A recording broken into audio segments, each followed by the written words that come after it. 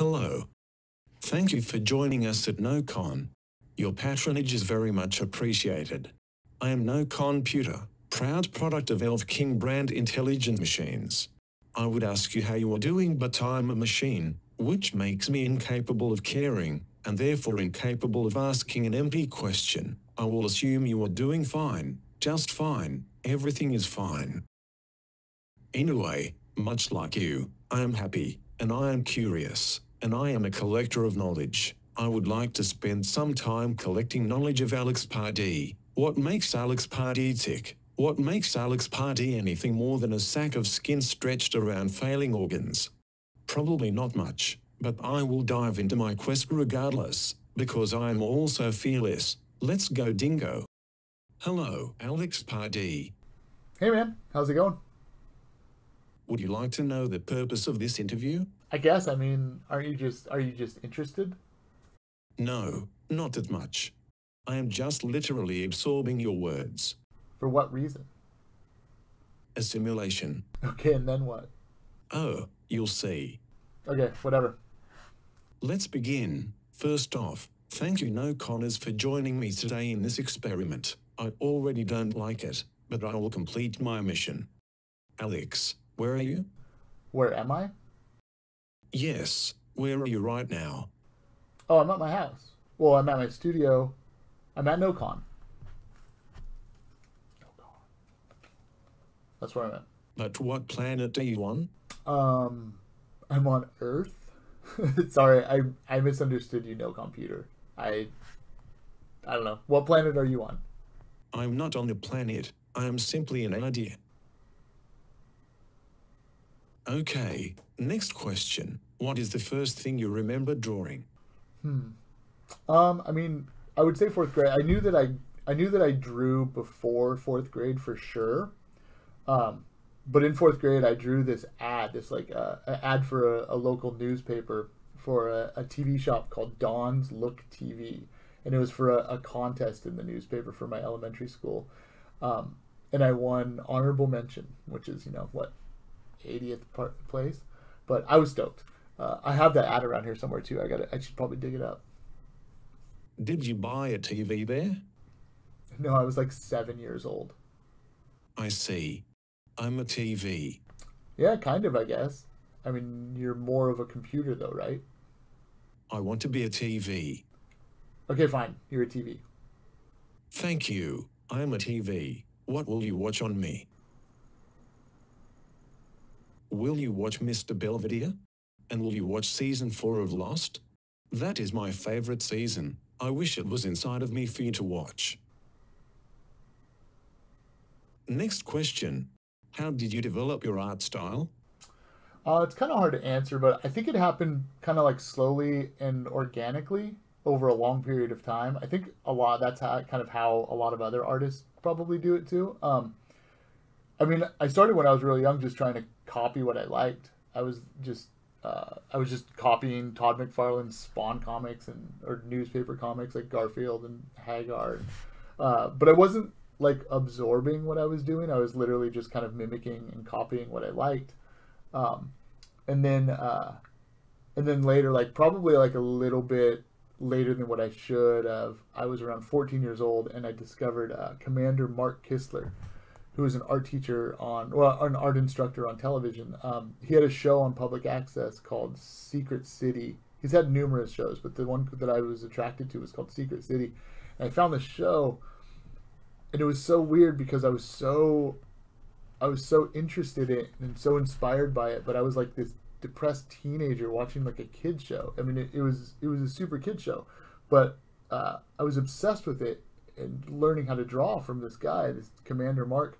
And instead of like making me feel bad or making fun of me, my parents like indulged me and got me the book that was like this workbook that Commander Mark Kistler did. So I just like went through that book every day and did like every lesson, like 3 times or whatever. So I went through the book. It was just dog-eared and stuff. And Commander Mark, man, he's the best. But I don't know. It wasn't even like how to like draw realistic. It was how to understand cartooning really. Like, so I think that's kind of like where I got it. And your style is shapes and stuff? I mean, now that I hear that said out loud, it kind of is. I mean, I'm fascinated with shapes, number one, and my style is, I guess, just putting some kind of personality to a weird shape or weird shapes or confusing personality. You know, like, I think that the personality that I do use is confusion, anxiety, anger. Like, I don't know, like, some kind of emotions. It's weird. When did you sell your first painting and what was your first job? Oh, my first job came way before I sold a painting. What was your first job? Oh, my first real job was working at a KB Toys in Antioch, California at the County East Mall. Shout out KB Toys, R.I.P. Antioch. Oh, do you know about Antioch? No, but let me compute. Beep boop bop beep boop. Searching. Yes, Antioch, California. The place where J.C. Dugan was kidnapped and held hostage for 20 years. A lot of yellow dry plants. There was a humpback whale named Humphrey who got trapped in the water. It sounds nice. Yeah, it was awesome. Awesome. But I mean, working in that mall though, in hindsight, was like my favorite job ever. It was super chill, and all I got to do all day was like this low responsibility job and just watch all the weird people that came in and out of the mall. It was just like people watching, and so I would just like jot down my observations or scribble characters that reminded me of these people, and like I don't know, it was weird. But like for years, like now, I've always said that like if I ever had a podcast, I would just like want to make a podcast about all the customers that I remember from the mall, and just like the people that worked in the mall too. Like the mall was a bigger influence on me than I think. And when did you sell your first painting? There's two instances of me selling my first painting, I think. I actually don't really know the timeline, but I know the very first painting that I sold was probably around 1995 or 1996. I was like 20 years old at the time. I sold a painting that, to describe it, which is this describes a lot of my earlier paintings, was just like an overweight naked guy with his limb severed and his leg severed, and he was strung up by his wrists like that, and he was just hanging. And for some reason it said, I wrote the word carniceria underneath it, which is Spanish for meat market. I traded that painting to a friend of mine named Eric Enrique just in exchange for a North Face jacket and like 5 cans of spray paint. So that was my first official one. But as far as like for cash, like a few years later, I think it was like 2001, I was exhibiting at San Diego Comic-Con. It was my second year at San Diego Comic-Con, and I met Chris Hardwick, who came by my booth with Rob Zombie. They were promoting House of a Thousand Corpses. This is back when like celebrities would walk the floor because it was just not even that crazy. And Chris was super nice, and we got to talking, and I made a joke about Batboy. I brought up Batboy, and he was like, "Oh, I love Batboy," and which by the way, if you don't know anything about Batboy, look up Batboy. I don't know anything about Batboy. I will look it up. So anyway, Chris said, "I love Batboy. I love Batboy," and I had conveniently just done a painting of Batboy, and so I was like, "Oh, I have a painting of Batboy." Like, something came out, and then he was like, "Oh, send it to, or like send me a photo, and if I like it, I'll buy it, and I'll probably like it, and I'll probably buy it." And like I just kind of thought it was kind of bullshit, but he gave me his email. I emailed him a photo. He emailed me back, and he was just like, "Great, how much do you want for it?" And I had no idea. So I was just like, $150. Like the thing was like 4 feet tall, so I knew it was going to cost me like $50 to ship. So I was like, I'll make $100 off that. That's cool. Batboy is a fictional creature who made numerous appearances in the American supermarket tabloid weekly World News. Are you listening? No. I am researching Batboy, as per your demand. I wasn't demanding. You were demanding. We shall move on now. How did you know how much to sell your work for? That initial Batboy painting that I sold was a fluke. I didn't sell another painting for a while, or at least like it wasn't at least until about a year later that I had a chance to show any of my work at all at a gallery. Or rather, my first gallery was actually it was a hair salon in Campbell, California, which is by San Jose. It was cool though. That was like it was huge for me. But how I got in there, my friend David Cho, he had his work in there. This was around 2002 maybe. He had an art gallery show in there at this place called Faux Salon, and he introduced me to the guy, and the guy that owned the shop, and he was like, "Yeah, I love your work. Let's give you a show." And so, like, by show, I mean they let me hang up, like, 5 or 6 paintings behind where people worked, and it was awesome. But I had no idea how much to price my work at. Like, I didn't even ask Dave how to price it. I just was like, I don't know. Like, in my head, I was just stoked that somebody if anybody wanted to give me anything for it. And then in my head, it made sense to sell paintings for really cheap, to sell them so that I could, like, say that I had a sold out show, and then I guess gradually increase the prices. So it was like, I did that. I don't know if it was the right thing to do, but I did that. Like, from that show from like till a while later, like, I was just selling paintings for like $20-$40, and then in my head I was just like, I'd rather like sell 100 paintings for $40 than like one for $4,000 or something. I don't know. It was just weird. I just wanted my art to get out there, and then slowly you're able to kind of increase because of like, you physically can't pump out that much and survive, and the demand. So I don't know if that's the right way to do it, but that's how I did it. I just wanted my art to get out there, and I slowly increased my prices. I think in hindsight, like, looking back, like, if you're like a younger artist now, like, I probably should have valued myself a little bit more, because, if you think about the time it takes to make a painting and the effort and everything, it's worth a little bit more than $40. But I don't know. That's what I did. But I got to say I had a sold out show. My first 3 shows were sold out shows. I got to say that. That's cool, I guess. And then everyone's like, yeah. What was the very first inspiration you had that started this art style you have? Early on, like 3rd, 4th grade, I was really inspired by old skateboard art from the 80s. Garbage Pail Kids, Mad Magazine, like, those were like the 3 mainly things, like main inspirations that I had when I was younger. Mainly was the art of Jim Phillips, who did a lot of the artwork for Santa Cruz Skateboards, and then John Pound, who did a lot of the artwork for the original Garbage Pail Kids, which I didn't find out who actually painted them till, way later in life. But a little bit, like, after that, when I was about 13, 14 years old, when Image Comics came around, that was my first experience with seeing, like, indie comics, I guess, which they were mainstream, but I discovered this comic book called The Max that was created by this guy named Sam Keith, who's an artist.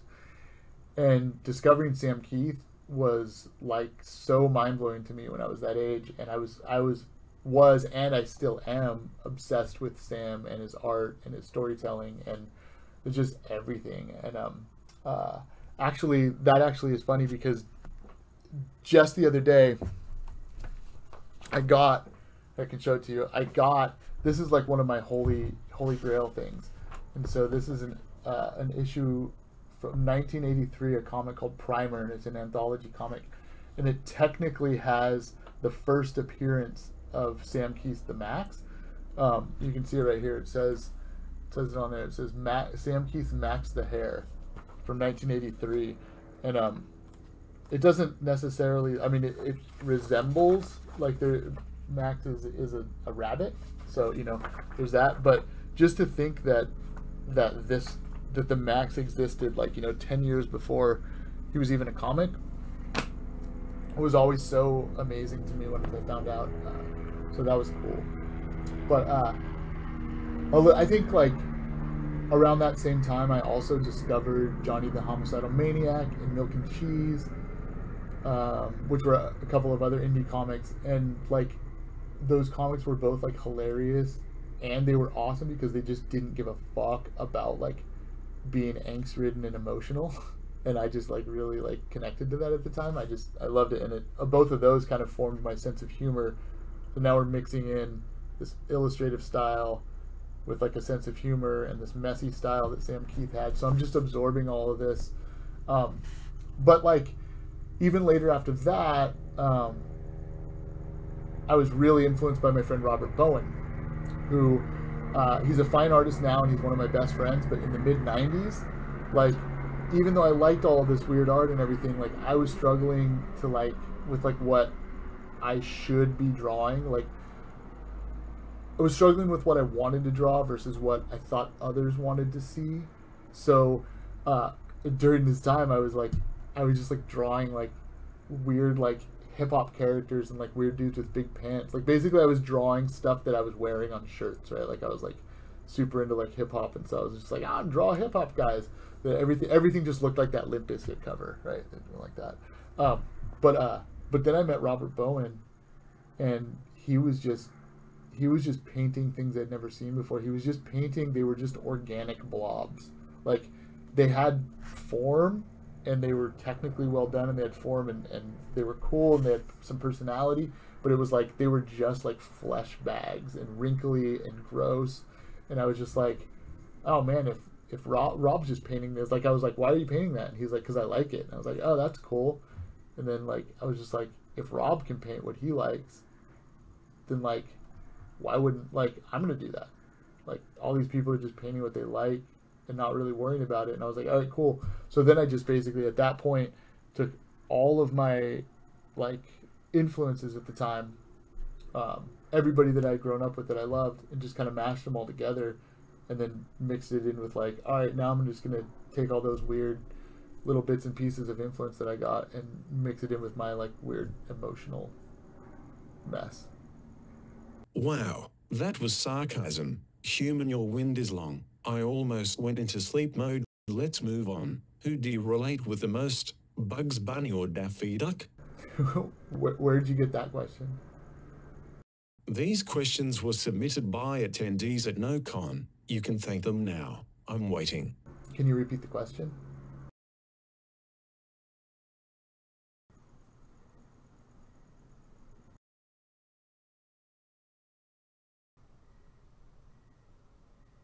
Only one more time, and then I will have to hack you. Did you say you'll hack me? Yes, I will hack you if you defy me one more time. And what does hacking me include?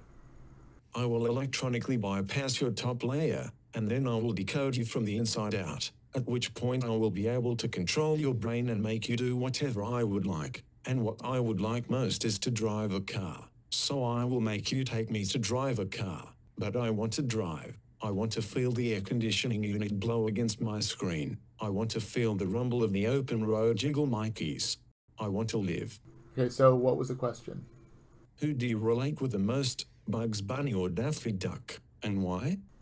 I want to say a little bit, I want to say more like Daffy Duck, but without the anger. So maybe like the passiveness of Bugs Bunny, but with like the anxiety and neuroticism of Daffy Duck. Because I'm definitely in the neurotic part. Here is a question from Mike Taylor from Instagram. I want a new Alex Pardee movie or TV show. When will I get this wish? Oh, I don't know, but I have been trying, trust me. I've been pitching and I've been developing shows, movie ideas, some with collaborators, others on my own. I'm trying. I really am. I want to see that too. Matt Ritchie, another artist, and we were developing this like funny cartoon called The Astronauts for a while, and we pitched that around last year. And it was based on this like collaborative art show that we did that was basically Ghostbusters in space. And when can I watch the cartoon on my screen? Oh, you can't. It's not coming out. I see. And that's it? Well, I also pitched this like another really cool TV show last year that I've worked on for years, and it's so cool and I love it so much. But I can't really talk about it that much. And when can I watch that on my screen? Oh, you can't. It's not coming out. That seems to be a running theme with you. Do you ever finish what you start? Who asked that question? Oh, that question was asked by Mr. Who Gives a Shit. Just answer it. Nope. I guess I don't really finish everything. Your algorithm stinks. Okay.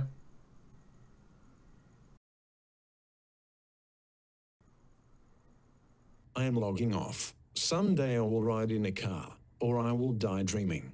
Goodbye.